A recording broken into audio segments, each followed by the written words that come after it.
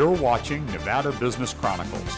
Take a journey with us to see the innovative businesses that put Nevada on the business map. Connecting you with the businesses, events, and organizations that bring innovation and prosperity to the Nevada area, please welcome your host, Mitch Burney. Today we're visiting a new business in Northern Nevada, one that we're thrilled to introduce. This is Shane Polwart, CEO of MicroTech Computer Systems and Business IT Services. Thank you so much for being on our show. Well, thanks for having me, Mitch. I love the fact that you're a relatively new business, but the business that you're conducting, you're not new at all. No, I've been building computers and troubleshooting systems for a long time. Building them for 20 some odd years, and I spent almost 2 decades with a local DoD contractor, and I got a tremendous education there in computer systems. I think what makes this so interesting is that there are people that manage software systems, and there are people that build and engineer computer systems and firmware and hardware. And you have a background in both, which allows you really to get a bigger picture of what it takes to manage somebody's information. Yes, and I've been a user and I've been on the provider side, so I understand both sides of it. I understand the trials and tribulations of a normal user having to have IT come in and serve their issues, their needs. And I've also been the provider, so I understand it from both sides, and I think that's really what sets me apart. Congratulations, by the way. Just August of 2015, you opened your doors. And you're targeting small businesses as opposed to your larger businesses. Tell me why. Because large businesses generally have dedicated IT staff on site. Small businesses generally they don't have the resources to have a dedicated IT department or even sometimes a person. So that's what I do for them. I come in and I provide all of the services that any traditional IT department would provide, but I focus on small business.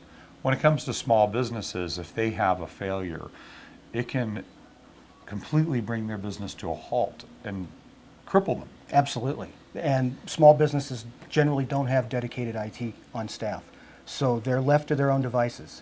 And I felt that small business was a severely underserved market segment in this community, and that's what I built my business on, providing service to small businesses so they have the same resources available to them that the large companies have, but without having to pay for it. And let's talk then about the services that you provide. Managed IT services, systems, data, network, security management.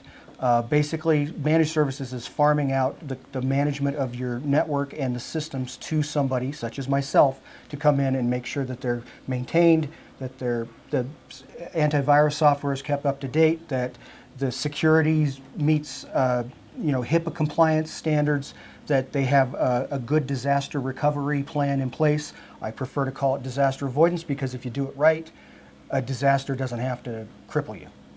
Well, you're on the subject of disaster recovery or disaster prevention. You have a client, your first client, which agreed to talk to us about a situation that occurred with them. Yes, Pete Gilbert, he's a local health insurance company. They were my first managed services customer, and shortly before I took control of their network, something happened to one of their servers as the previous IT provider was removing his services. The server was brought down. The server was how their computers connected to the internet. It was how they got their email. It was how they found their customer files. So everything was a single point of failure for the entire business, and they were completely dead in the water. They called me about 6:30 in the morning. I got there at 7 and started working to troubleshoot the issue, and we got them back up and running, and so that their business was, they were able to maintain business continuity. Well, I understand they've agreed to talk to us and share their experience with you, so let's go meet them. Okay, great. Let's do that. Mitch, let me introduce you to Pete Gilbert. Pete, nice to meet you. Nice to meet you. Pete was one of my first customers, and he offers health insurance to businesses and individuals all over the region. Well, thank you so much for the generosity of your time to take the time out of your day to meet with us. My pleasure. Come on in. Let's do that. Pete, how did you get introduced to Shane? I was having some computer issues on both the internet and my server and the workstations. So I wanted to go out and look for a different provider and did some research, and that's where I came up with Shane. I understand that one of the reasons you were shopping for a new provider before you met Shane was service issues. Correct. There was downtime when I was working on the computer as far as getting it back up and running. I would make phone calls to get somebody over to service it, and there was some time lag there that I wasn't comfortable with. I understand that when you asked that previous provider to remove their services from your system, something went catastrophically wrong.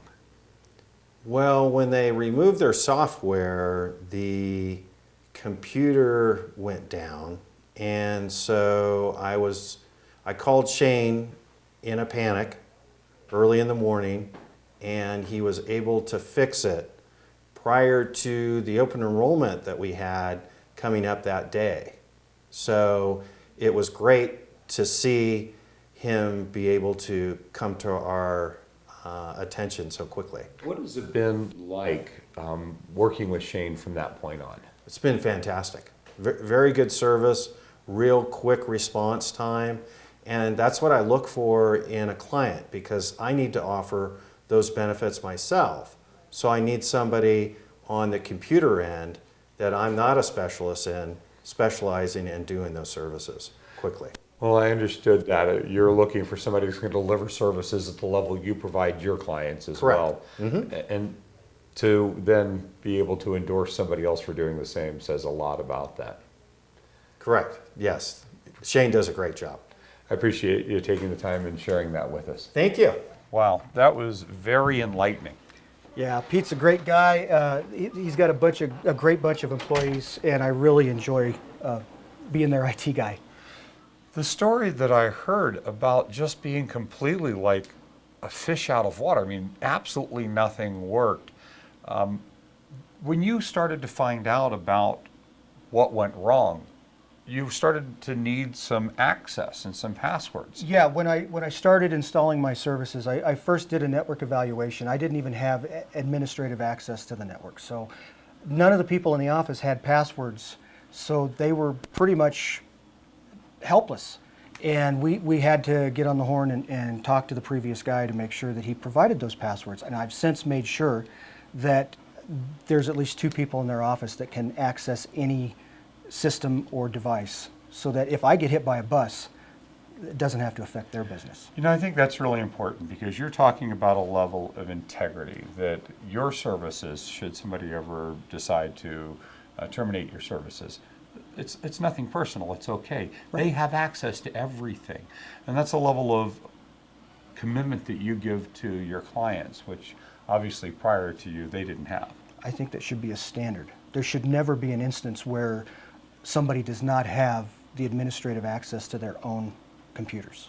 That doesn't make sense to me. Well, I couldn't agree with you more. Let's take a look at some of the other things you do here in your work area. Sure, here we go. Let's do it. Before we get into building systems that meet the consumer's needs, let's talk about managed services. I think we're speaking a foreign language to most small businesses. I agree. That's why I called the business IT services, because I think people understand what IT is, and they understand, you know, what service is. So managed services doesn't have to be a buzzword. Everybody in the industry knows what it is, but a lot of the companies that need it have no idea what it is. So when I say business IT services, I think they can understand that a little bit better. And when we're talking about managed services, we're talking about the maintenance and the management of the networks, the systems that run on those networks, the protection of the data that they generate or utilize on those networks, and the security of the entire system. I understand that you have a way of knowing something's going wrong 24 hours a day, 7 days a week, before a business owner would even be aware of it in many cases. That's true. I have a tool called a remote monitoring and management application that I install on their network, and it constantly manages or monitors the health of the network. And so if anything happens, if there's a hardware failure, if there's a software failure, if there's anything that could potentially be an issue, I get a notification and I can address it, sometimes even remotely.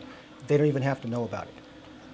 The other thing that I was really interested to hear is a lot of businesses are not staying current with updates to all different facets of their computer systems, which would protect the health of that system. And you build those in to have those updates become automated. Let's talk about that a little bit. Well, the automation of updates, first of all, updates need to be vetted to make sure that they're not going to take anything down. So I research the updates before I allow the system to update automatically. So when the automatic update happens, it happens on updates that have been approved and vetted to make sure that they're safe to be installed.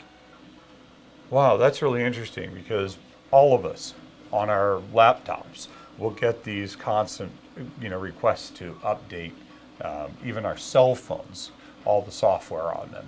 And you actually look at all of those and make sure that that won't have any impact on how the servers and systems run in day-to-day operations of that business. Exactly. And each one of those varies, so one update may be appropriate for one company and not for another. Depending on the software that they're running and the systems that they have, that is correct. Well, let's talk about this part, because we talked about you being an engineer. And part of your services are that you don't just maintain these systems and serve them as managed services, but you can build them from the ground up, and you're a design engineer for these systems. Yes, I take a look at, so if we're looking at a system level, I look at the operating system that they need to run, the software that they need to run on the system, and make sure that the hardware components that I select are going to support those needs adequately, and so that they don't have a bottleneck, and they end up having a system that runs slow because they don't have enough RAM, or their processor isn't fast enough, or they don't have a big enough power supply to power everything. So we do a thorough analysis of the system before we build it, and so that we provide them the exact components that they need. You're describing why the ability to understand the software components and the system itself, these two sides, why that's so important, that you provide the service that they'd otherwise have to contract two different people for under one roof. Or sometimes they try to do it themselves, and that can often lead to disaster. I think you're also speaking to just about every business owner that's watching this right now. Is they've all experienced a system that seems paralyzed or slow moving, and one of the most frustrating things you can have when you have business to conduct is a system that won't support your needs. Absolutely. A lot of that can be users downloading inappropriate software. There's a lot of software out there. If you have an HP printer, for instance, that installs 5, 6, 7 services that run on boot up, we disable those so that they don't start up. And by doing that, you can actually improve the speed at which a system will boot up, and the speed at which it runs, and it makes everything more efficient. So those services can be started when you need them, rather than having everything turned on when the computer is powered on. I think the second greatest complaint you would hear from business owners is when they do need help, how long it would typically take to get that help. If they have to take their systems in because they don't have a provider to a repair center, I mean, it's days or weeks, or they're being charged overtime and after hours to get back to work. I mean, time is money, and on top of that reputation, you have a response time that's unprecedented. Even Pete explained that to us. Yeah, I'm usually there. I mean, when their server went down, I got out of bed, I got ready, and I went down there. I mean, they were dead in the water. They couldn't conduct business. It was the beginning of open enrollment. So I feel like I owe that to my customers. And I think everybody who is in my business should provide the same level of response. I think so too, but that's in a perfect world, Shane. That doesn't happen. I know. And there are people right now going, yeah, I agree, but that didn't happen the last time they had a need.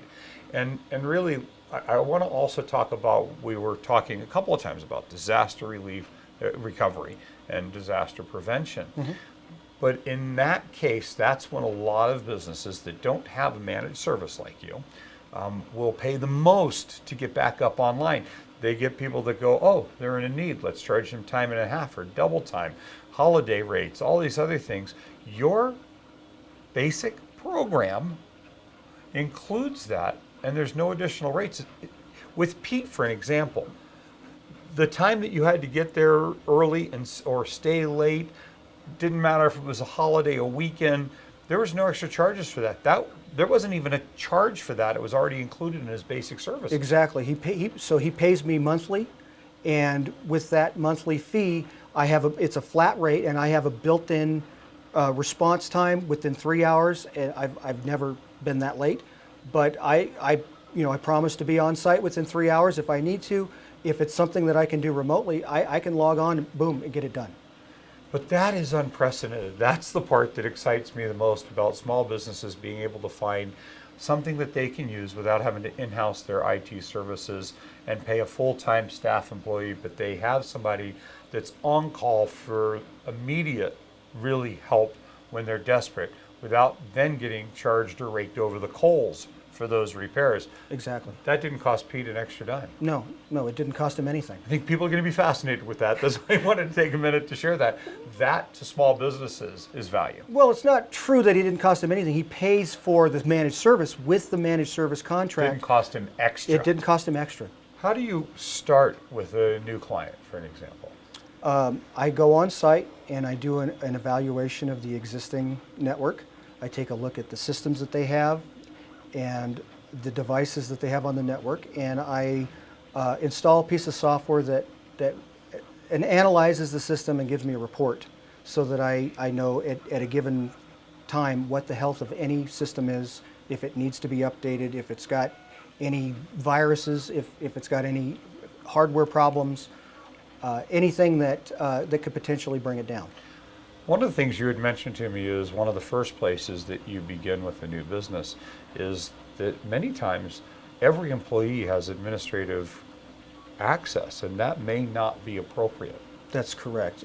Users should be given rights based on need, not desire. And employees improperly using resources, whether it be surfing the web, downloading software that could be detrimental to the systems, that's a lot of times my customers want me to take a look at that and keep that from happening. And that's all part of your monthly agreement. Absolutely. A new 3D printer. These are fantastic. What are you using it for? Oh, right now I'm building an AT-AT for my grandkid, but I plan to use it to build pieces to build a larger printer. I need one that is 24-inch cubed, and those are quite expensive if I was to buy a production level printer. So you're building your own 3D printer from a 3D printer. Absolutely. It's called a rep wrap. It's a movement that's been in the industry for a while now, and it's basically one buddy gets a printer, he builds it, he uses it to build parts so his buddy can have a printer. The movement wants everybody to have 3D printers, and I support that. One of the interesting things is you're using it for more than just building another printer. You're going to build your own MicroTech computer laptops. Yes. Tell us about that.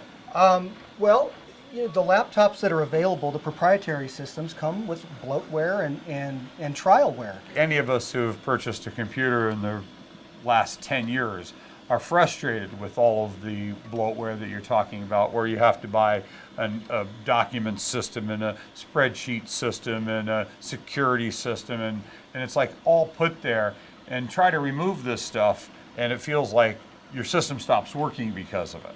Well, you end up having to pay a lot more than you normally would have because you get this software that's not really full-fledged software. It's only a trial, and a lot of it is really designed to market more products at you. And so what I want to do is I want to build a line of business laptops, whether they be for business purposes, for engineering purposes, for graphic design purposes, that are specifically designed to do what the user needs and nothing else. No advertisements on it from any company that, nobody's going to pay me to put adware on there, because that's what happens with the proprietary systems. Well, this is fantastic. I hope people are getting the impression that you have an engineering background, capability of producing and creating new printers, new computer systems, and managing their systems as well. What do we have over here? Looks like it's the garbage can time for that one. Well, that's what the store told them when they took it in to get it repaired. Basically, they said you need a new laptop. And I don't think so. I actually was able to find the entire assembly, so I'm going to replace the whole top assembly for them at a fraction of what it would cost. So you don't just have the managed services, you actually repair computers and business systems as well. Absolutely. Whether they have a contract with you or not, you offer these services. Yes, I do. I'm interested to talk about these computers that are over here. Let's take a look. What are these computers here for? These are old systems that various customers have asked me to get rid of for them, and I can't see throwing them away. So what we do is we wipe the hard drives. We go through a multi-pass wiping process that overwrites every data that's on there. I want to talk about that because it's a staged process. So every space on this drive starts off by getting a new piece of data, and then another new piece of data, and then another new piece of data, and so there's no recovery of whatever was originally on that drive possible. That is correct, and then we take those drives and we send them to a recycler. The machines then go to a guy who puts a drive in them with a Linux operating system, and he donates them to families who can't afford a new computer. But what they have is a system that works perfectly well for their needs, and it's loaded with open source software. You can download it for free. And so the people that can't afford a new computer can actually get one. You really do it all, everything from managed services to business IT, combining those together to building systems, creating new laptops, repairing and servicing, and then giving back to the community and recycling those older computers. I hope people can understand why we were so excited to have you on our show. That's Shane Polwart, CEO of MicroTech Computer Systems and Business IT Services. Thank you so much for agreeing to be on our show. Thank you, Mitch. I want to make sure people know how they can get a hold of you because many people right now would love to get in touch with you. Well, you can find us at 2470 Rondell Way, Suite 222. You can get a hold of us on the internet at microtechreno.com. You can call us at 775-351-2211 or email us at service@microtechreno.com. For more information on this guest or to see this show in its entirety, visit nvbusinesschronicles.com. While you're there, you can watch all of our past shows on the Chronicles page and stay connected with us by following us on our social media. Now more from Nevada Business Chronicles. In our community, there are individuals that devote their life to organizations that benefit our community. Today, we're with one of the finest examples of that. We're here with Paula Nielsen and Earl Nielsen, Executive Director and Board Chair of the 4Kids Foundation. And thank you so much for being on our show. Well, thank you for having us. If you wouldn't mind telling me a little bit about what 4Kids Foundation is and whom they serve. The 4Kids Foundation is a local nonprofit organization that provides financial assistance to children with any need when other resources are not available. That means if they need medical attention and their parents can't afford it or the insurance won't cover it, or if they need glasses and the parents can't afford it. Any need a child has, when there isn't another source to pay for it, the 4Kids Foundation will pay for it. Earl, how did 4Kids Foundation get its start? Well, in 2003, I was actually serving on a corporate board, the Kids Behavioral Health organization, and the owner and director of that organization had a conference with me and a couple of other friends about each of us kept getting requests for services that we don't really provide, but could we help? And so we would call friends, or we would call, someone we thought might be able to assist with this, and try to connect the dots for people. But there was no organization, and so finally we came up with the idea of developing the 4Kids Foundation as an organization that would collect some funding that we could distribute among children who fall through the cracks. I understand one of the families that the 4Kids Foundation has offered assistance for has agreed to share with us their experience. Yes, they have. Maria and her daughter Lila are waiting to meet us. First of all, thank you for the generosity of your time and your willingness to share your experience about the 4Kids Foundation with us today. Oh, my pleasure. Could you start telling us a little bit about your daughter, Lila? Sure. She's 9.5. She's our first child, and she was born with cerebral palsy.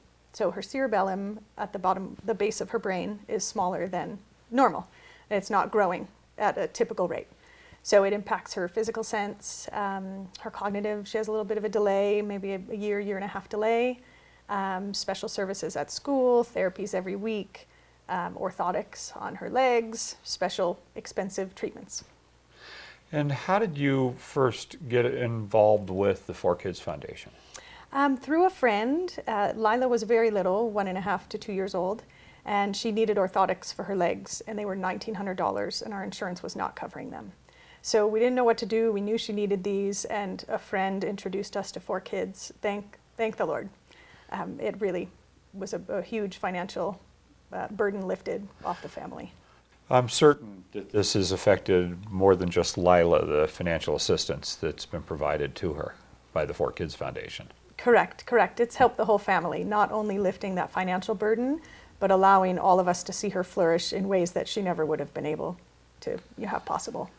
I understand that this financial assistance at the 4Kids Foundation has so profoundly affected your life that you actually volunteer when given the opportunity to give back. Correct, yes. Any chance I can get to give back to the 4Kids Foundation is amazing. It's just my time, and they've done so much more for us than just given their time. So there's an annual wine and cheese event every year, and I was able to give back some of my time and volunteer for that. Well, I want to thank you so much for, again, the generosity of your time and your willingness to share your and Lila's story and your family's story with us. Absolutely, anytime. What an extraordinary organization that you have created for our community. On behalf of our community, I'd like to personally thank both of you for your work. Oh. And then I'm guessing right now there's some people watching that are thinking, how can I become involved? How can I support this wonderful organization? How would they go about doing that, Paul? Well, they can contact us and donate through our website, which is www.4kidsfoundation.org. There is a way to donate any amount through that website, or they can just call me and find out where they can send a check, and the number is 775-741-5231.